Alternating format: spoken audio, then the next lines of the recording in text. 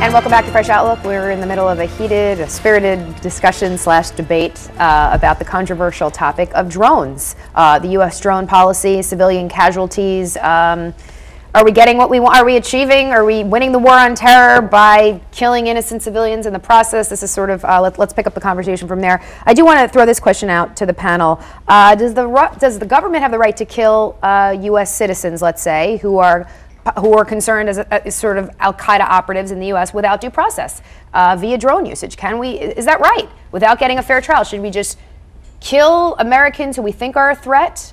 4 have been killed already. So I think unless they have a bomb in their hand and going to explode Has that been or they proven, have a though?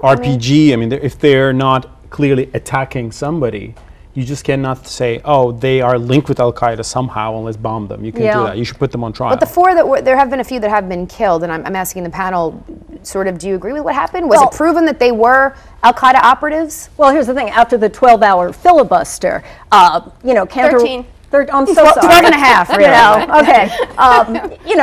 Cantor turned around the Attorney General, and then he wrote a letter. He let Rand Paul go through all that, and he said, the answer to your question? No. Right. Yeah. So I guess it is proven. But do you agree with that? If we think someone's, I mean, I do actually. Well, the president has said, this is not the kind of country we are. We are not these kind of people. However, there's a disconnect with what he's saying and what we're doing. And I think that has to be looked at very deeply. Well, I don't know. I mean, obviously, we're in a very different world post 9/11. Terrorism is something obviously at the forefront. So if you're enemy of the state, you're gone. I agree. If you're enemy of the state, you're the enemy. Why take a chance? But it's got to be whatever. Proven. Too bad. It's got to be proven. Well, okay, right? But but how long do we wait? Is it proven once there's another bomb in New York City? I mean, how late do we? What will it take? Stephen, I want to add you to the mix. What do you think? Does the government have the right to kill U.S. citizens without due process, Stephen?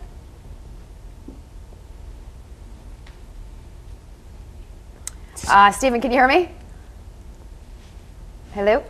I guess not. Okay, well, we'll go back. Who had a thought on this? Mustafa? Well, I'm not a U.S. citizen, first of all, but I don't think no government on earth should kill any of its citizens without due process. They should not even kill people who are not its citizens as well. I mean, unless there's a clear attack. I mean, and even the idea of being an Al-Qaeda member, I mean, you have to show that these guys are really people who are planning an attack or something. I mean, maybe he's a nephew of someone who happens to be. I mean, it is not that clear. So. But there are not people on Earth. When you look at the Trade Center images, exactly.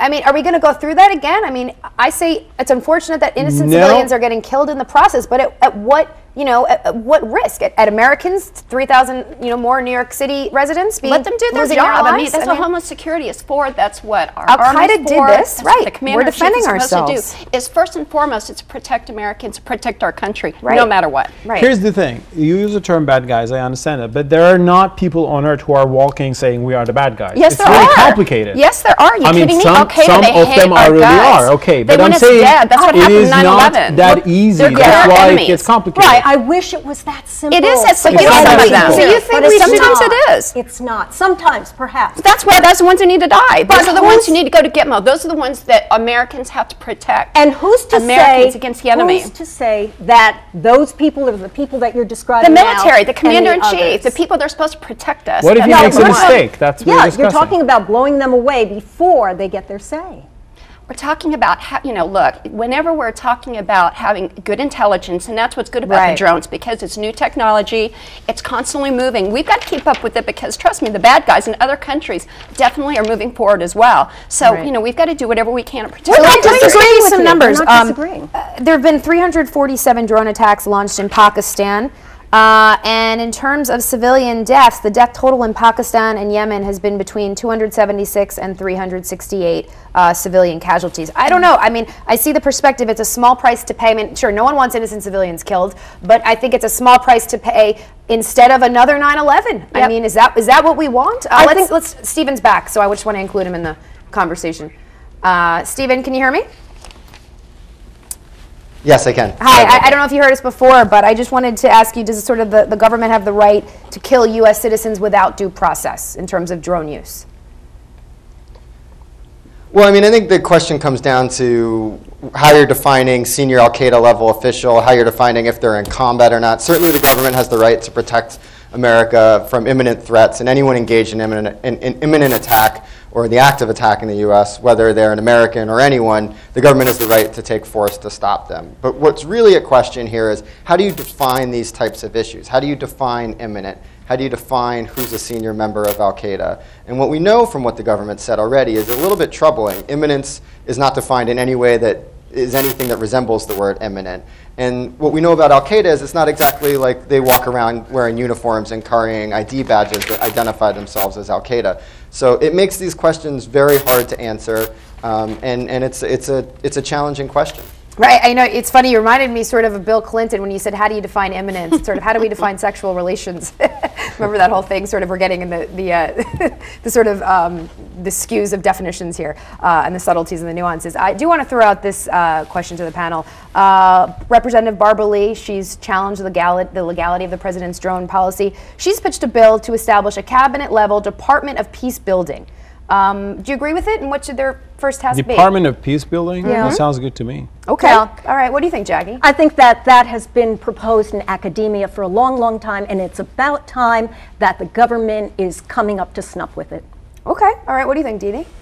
Anything that protects our country, I'm happy with, and we'll see how it goes. What do you think, Stephen? Department of Peace Building? Is You know, this how we build I'm not one peace? to quote Mitt Romney. I'm not going to quote Mitt Romney, but as he said, we're not going to kill our way out of this problem. So I think it is time to look at things like peace building. It is time to look at things like political solutions. Yeah, I think that I do think we would like to be filled Can I in say a little one more. thing? Sure. Voices in my head. Do we have time? What is really 30 seconds. What is really bad in that today the U.S. is seen through drones and stuff like that for some people. I grew up watching Rocky Balboa Me too. and being a fan of United States while I was living in the middle of Ankara. That's the U.S., the U.S. of freedom, U.S. of rights for that was opportunity for pre-9/11. everybody. I understand, but you should not overreact to 9/11 like some people We are talking about No. overreact by like Iraq You War. make that statement with 15 seconds left. like in the row. like some policies against Pearl Harbor were wrong in terms of dealing with the Japanese people. my I don't think you can overestimate what happened, the results of 9/11. How much time do we By have to overreaction, I mean the Iraq War, for example. I mean, maybe it's not all about war.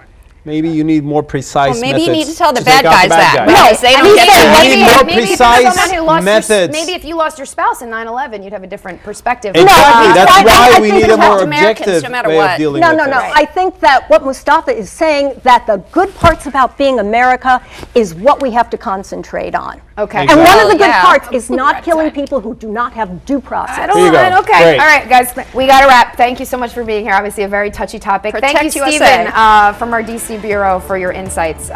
We appreciate it. And with that, we're out of time. But again, thank you to all of our panelists for their fresh outlooks.